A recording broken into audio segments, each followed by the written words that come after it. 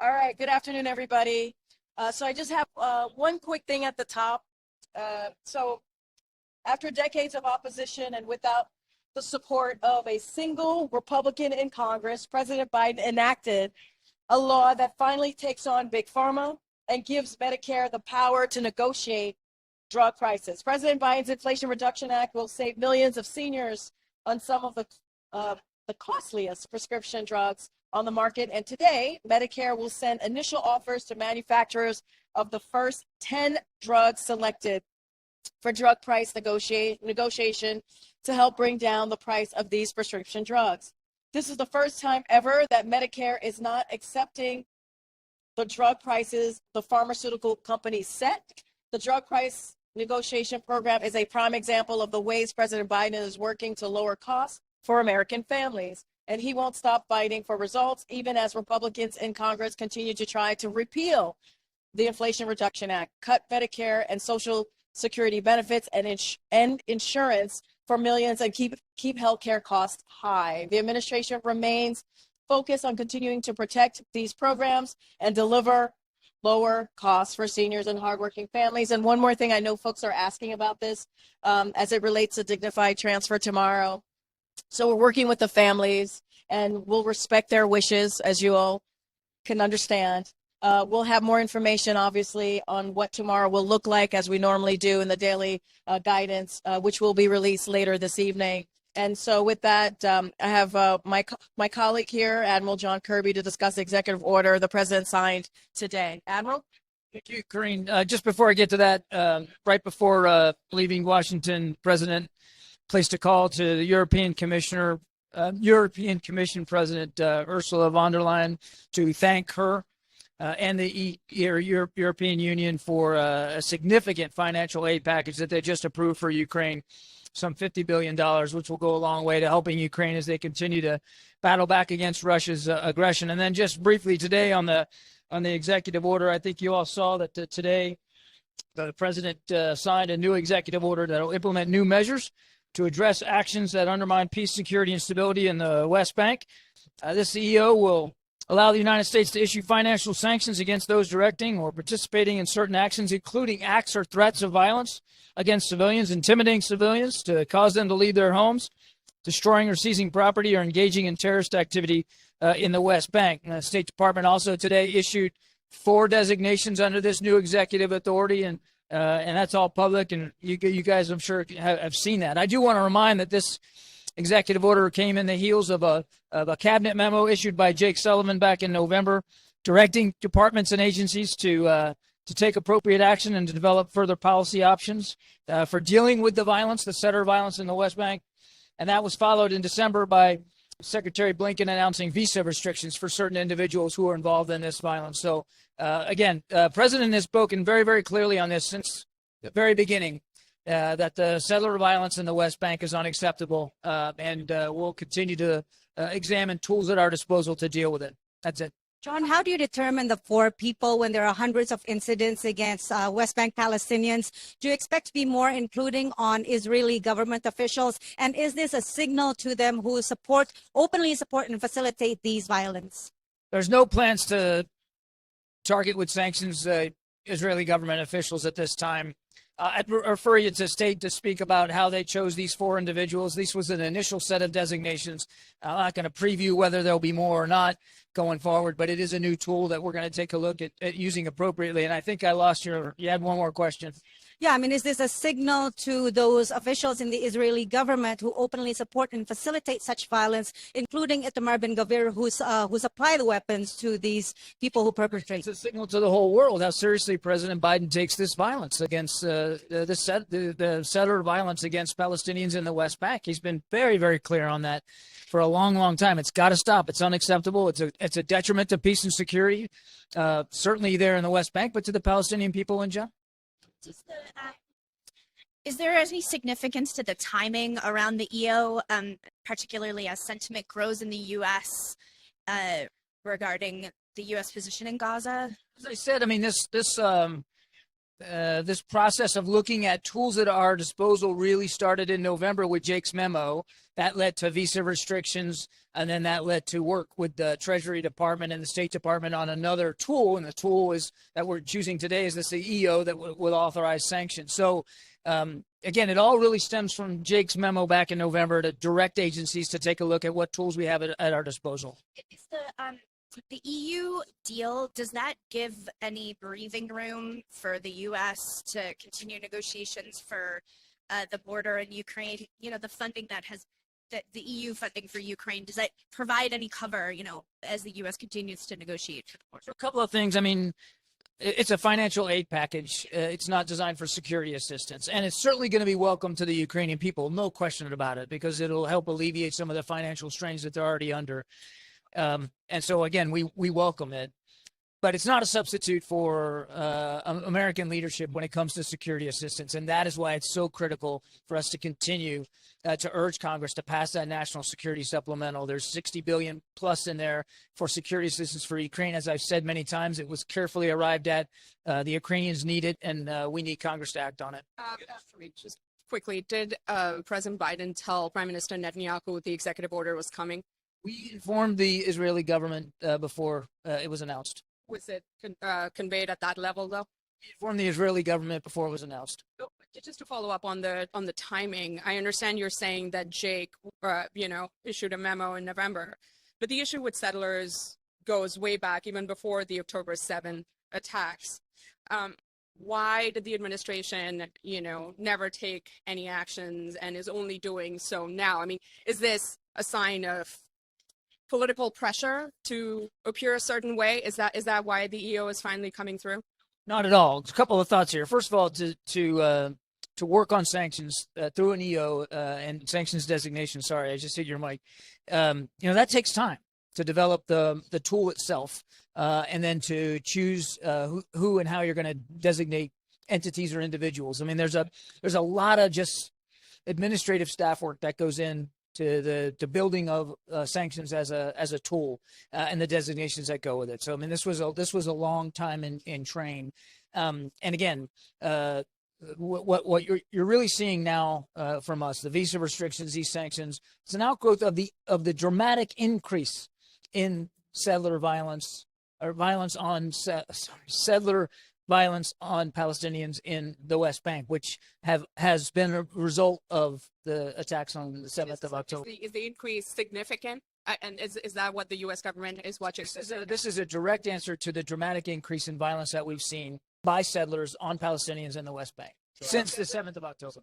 Should we expect any forthcoming remarks or speech or comments from the president? There's been a lot of activity in the Middle East. There's this new executive order today, the death of U.S. service members. Obviously, we know he's going to the dignified transfer tomorrow.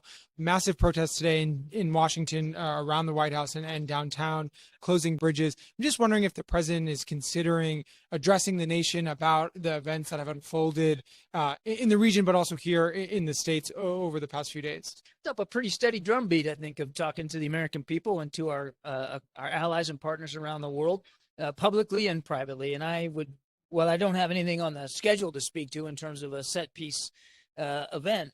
I have every expectation that you'll continue to hear from him about what's going on in the Middle East. John, can you give us an update? There's some reporting that the U.S. has selected sites for its response to the fatal attack, including Iranian sites in Iraq and Syria. Is there anything you could share? Can you say that the president has made a decision, or is it still a deliberative point?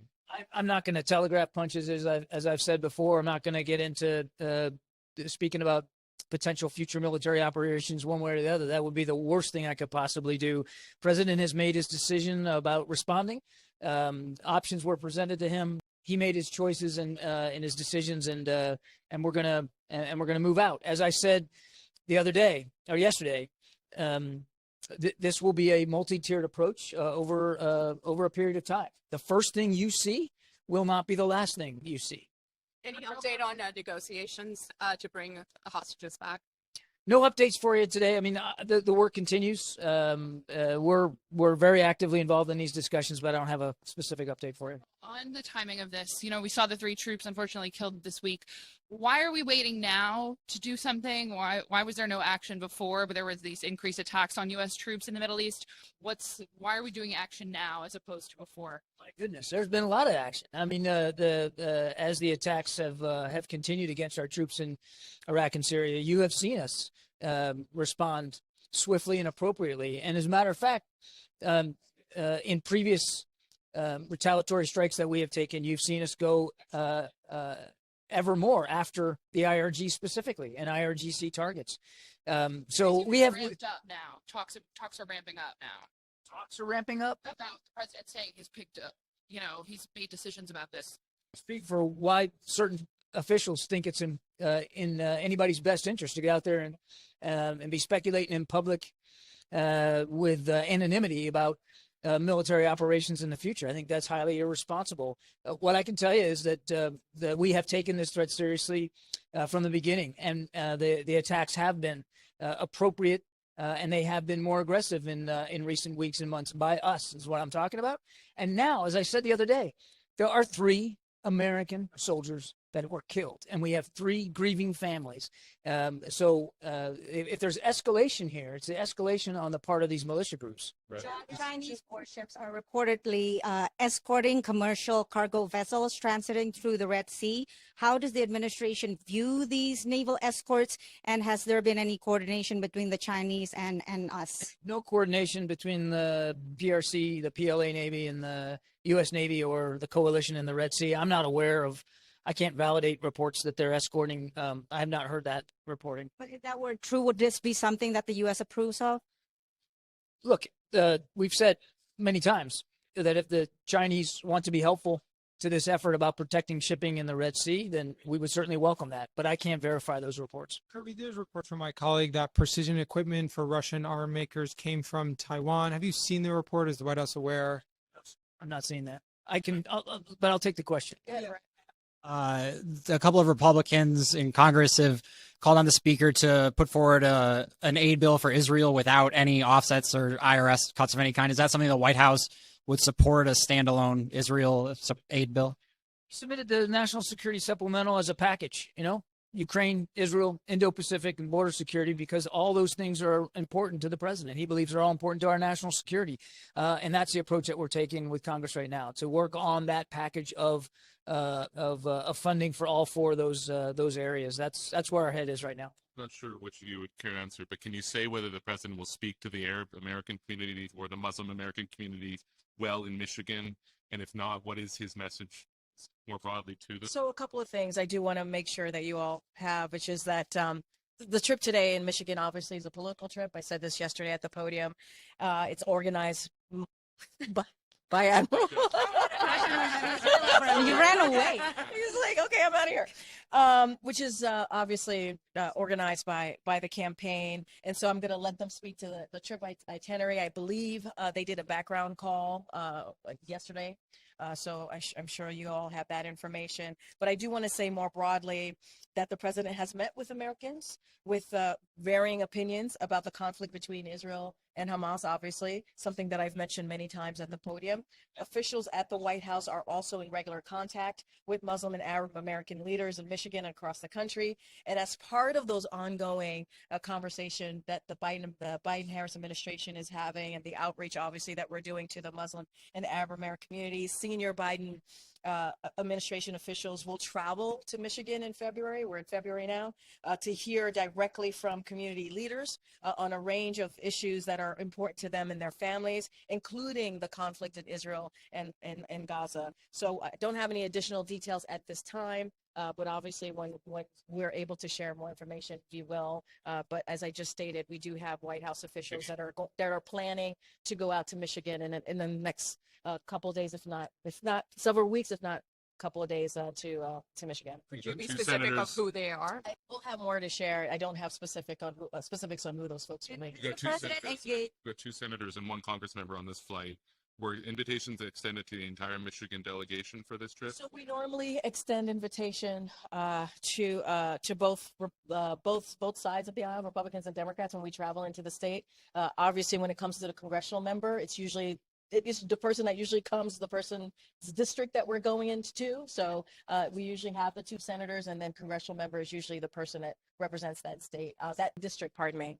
How is his relationship with Congressman Rashida Tlaib, who is clearly upset and, representing a lot of her constituents who are also upset? Yeah, which we've said many times that we understand how difficult this is for many, obviously many different communities around this time, as we're seeing what's happening in the Middle East, more specifically with Israel and Hamas. And we understand, we get that. And look, I'm not going to get into, we don't speak to every private conversation that the president has with members of Congress. Obviously, he has a long standing relationships with many members of Congress because of his own career, 36 years as senator, 8 years as vice president, as you all know, and being president for the past 3 years. So just not going to get into private discussions. Was she invited and didn't come, or was it just that Congresswoman Dingell was invited because it's her district? Well, I'm just saying that we normally extend invites. And so the folks that normally come for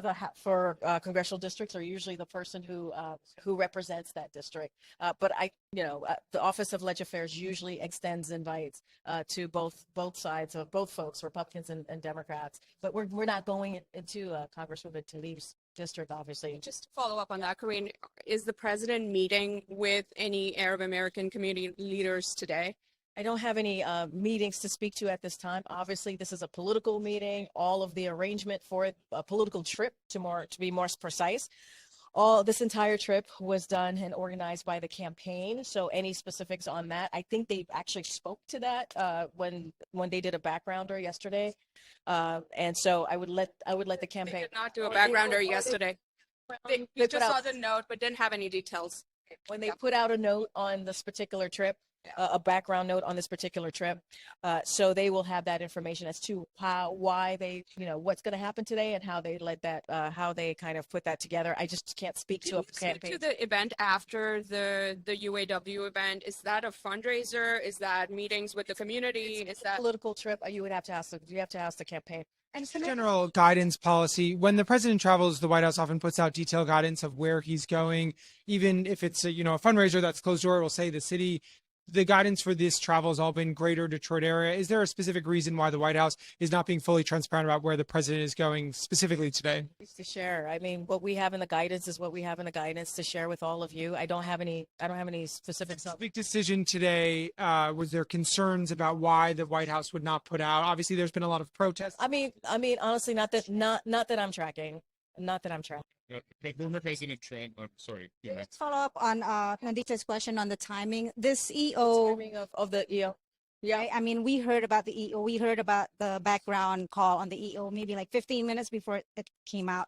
And, I was just wondering whether it had anything to do with the Michigan trip so that the president can say something to American Muslims and Arabs. I heard from the Admiral. He said that these types of things, these types of sanctions take a long time. They're not easy to do. They don't turn around very quickly. These take time. So I don't have a timeline for you. This is something that obviously the State Department can speak directly to, but these types of sanctions, when we do sanctions, they do take, in this particular instance, it's Department. The Treasury or Department of Justice take time. Yes, Just your president's personal reaction to families in Michigan who've lost relatives in Gaza, who are now refused. This is not the abandoned. What is his personal reaction to stop and talk to? How is he thinking about today, and what's his message? I mean, the president has always been very clear that, and I just said it.